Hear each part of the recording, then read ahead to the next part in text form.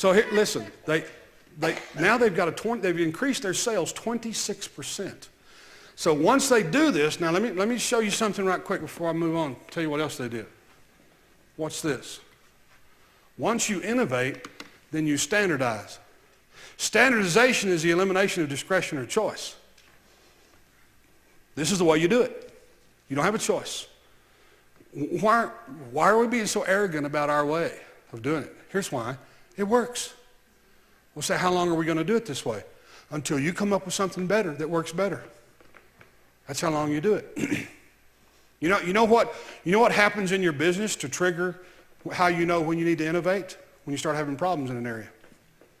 That should trigger you to innovate. You've got to change what you're doing. Once you innovate it, you test it, you find out it works, you standardize it into your operation. We call it SPP, Standard Practice and Procedures. It's documented. Let me tell you what we do in my company. I showed them this morning. I've got an app on here. It's called Basecamp. I pull up Basecamp right here, and there will be anywhere from 3 to 10 new SPP procedures that we're innovating that I have to approve. I do it while I'm on the road.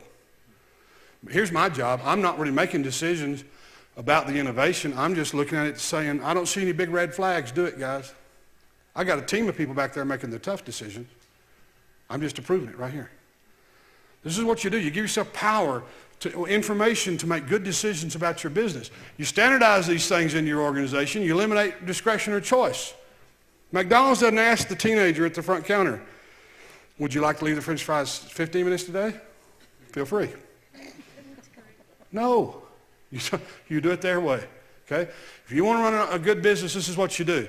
You start at the bottom, and you work in that business, you do the job, and you build an SPP, a system that creates a business system instead of a person. In other words, here's what I mean by that. So that if it's time for me to move up the ladder as a business owner into the next job, I bring somebody in, I can hand them a system. I was the accounts payable clerk, right, as a business owner. So here's how you do accounts payable. No discretion or choice. This is the way you do it. So the system runs the business. The person runs the system. That's how you're successful. So you standardize these things. You eliminate discretion or choice.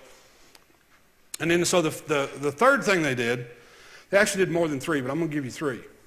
They said, hey, this is working really good. All right, let's do something else.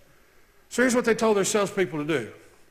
For 6 weeks, they had quantified their result with the phrase change and the close color change, and they'd standardized this, and they'd been using it now, I think, for 2 or 3 months.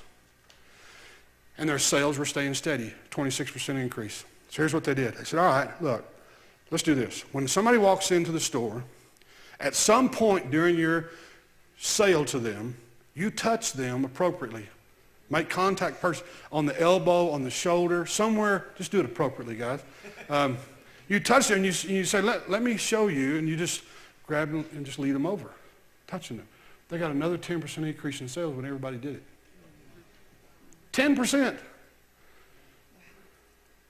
See, there's a measure of trust and bonding that takes place when people touch. Makes you feel warmer toward that person. Makes you, they really care. I mean, a lot of this is subconscious, they found. It's just subconscious in people. So now they've increased but through the compounding effect of this, they've increased their sales almost 40%. How much did it cost them to do? Nothing. A few people may have had to buy some clothes. I told the business school this morning that if I'd owned that business, I'd have bought them.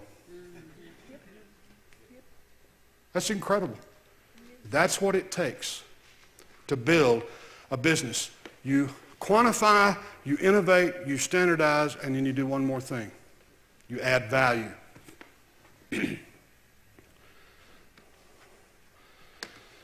Added value is the introduction of anything to the marketplace which is pleasant and unexpected. The real key here is unexpected. I told my business class this story. I went to minister at a large conference in northern Kenya, and British Airways lost my luggage, which they'd done that several times. I don't know what it is about Africa. It just disappears. But But anyway, I'm in my jeans. I'd flown there from London. I'm in my jeans, you know. I mean, I'm really not prepared to stand before about 6,000 people.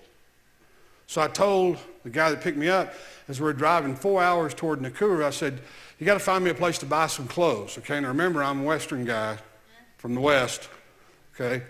And so he said, perfect place.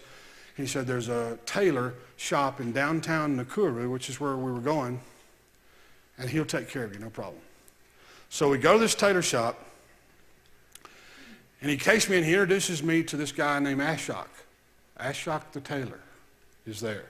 And Ashok takes me to the back, starts measuring me. Now I realize, hey, this guy's going to make my clothes. What? You know, I thought he just measured me to see what size I was, but then I could tell he was measuring everything, right?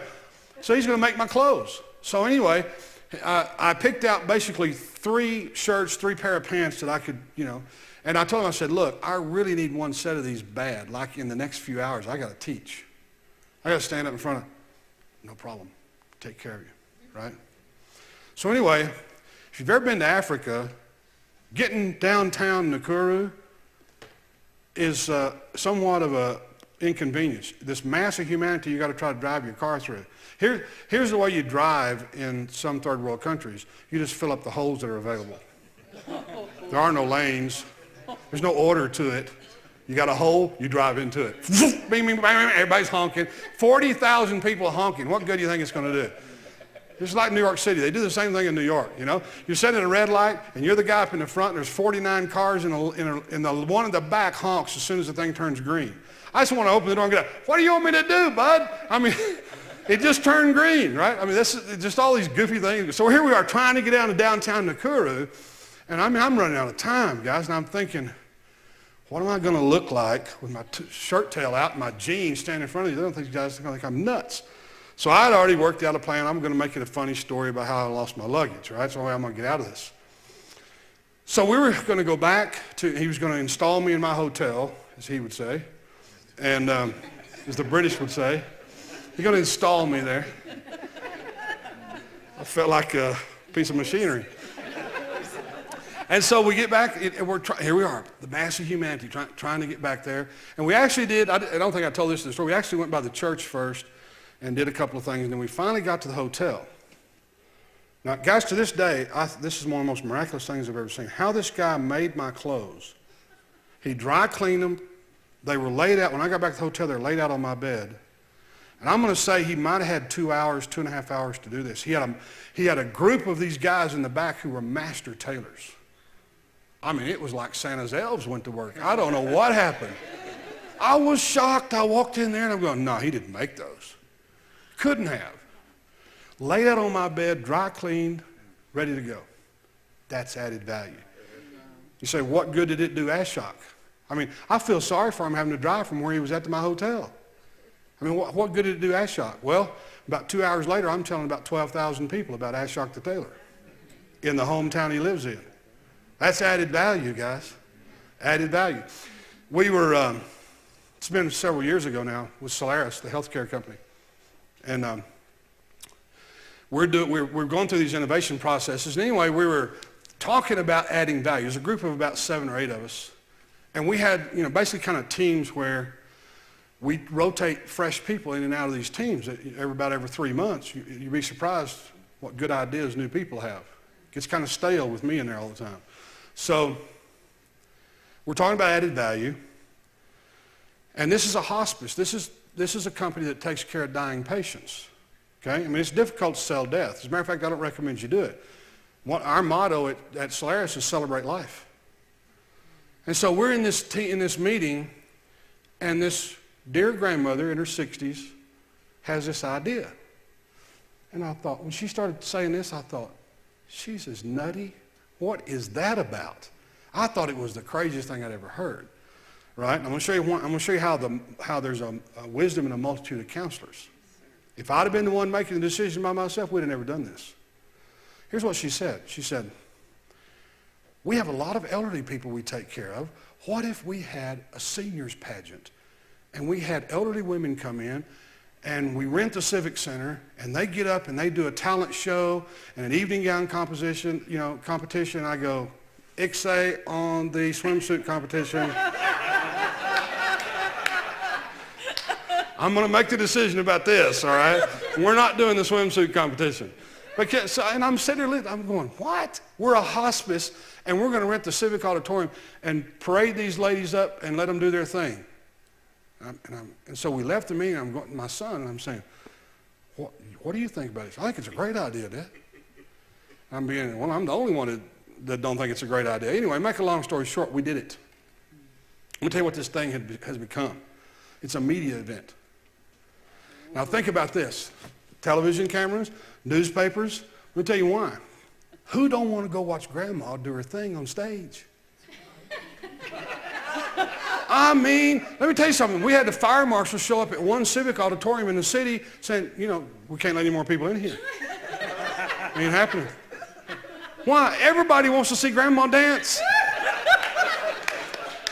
I want to see Grandma dance. It's the most entertaining thing I've done in years. It was great. But be splashed across the newspaper, Solaris Senior Pageant. And they'd write a whole article about all these grandmothers, and then we'd interview them. Let them solve the world's problems through interview. They'd play the piano, they'd sing, they'd dance. I was amazed. 75, 80-year-old women doing their thing. It was incredible. Absolutely incredible. It's become this huge hit. One idea from one other grandma over here. Don't tell me, guys, that your people, let me tell you where creativity is, where the ideas are, they're in your people. As a leader, your job is, through the art of asking questions in relationship, to obtain ideas, plans, and recommendations, suggestions, and ideas from your people.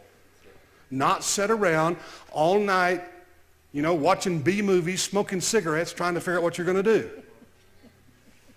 I mean, think about it, guys. This is what we do. As leaders, we try to take all others. Well, I'm the leader. I have to come up with the answer. No, you don't. Get it from your people.